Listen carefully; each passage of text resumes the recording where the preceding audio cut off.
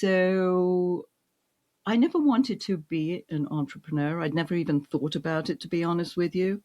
And because I've been an entrepreneur now for 35 years, and it was only because I'd been laid off not once, not twice, but three times, and I was like, you know what? I think somebody up there has got a different plan for me.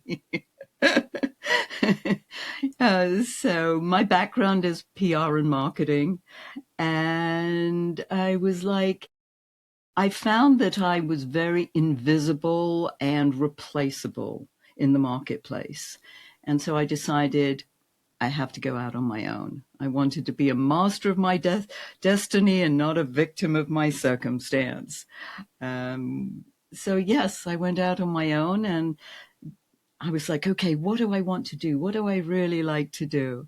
And I love working with teaching adults. And I say that very loosely because I started a training company and I was training exhibitors at trade shows. And I had been to many shows and seen that there were a lot of mistakes that exhibitors were making. So I was like, you know what? I think I can help them do a better job what they do on the trade show floor. And I did that for 25 years. And in fact, interestingly enough, you and I were talking briefly earlier, and I mentioned the National Speakers Association. And when I first joined that way back, as I say, about 30 plus years ago, um, I asked one of the stalwarts there, I said, give me some advice. What should I do? I'm brand new, in the training business, in the speaking business. He said, write a book. I was like, write a book?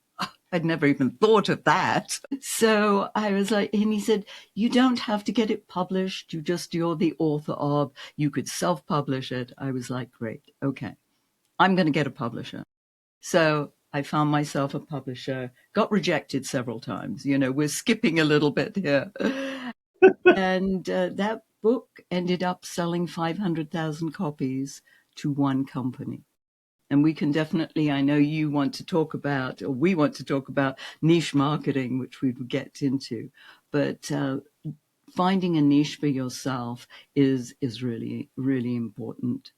I worked in the trade show industry for about 25 years. Alongside of that, I actually started my own publishing company.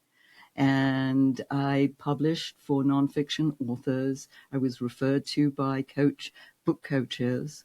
And after I'd, sort of felt that I'd lost my passion for the trade show industry, I decided that I wanted to do this full time, publishing, and then working primarily with nonfiction authors with their book marketing, guiding them as to how they can be successful, use their books successfully, and that it's not sitting on the shelf collecting dust.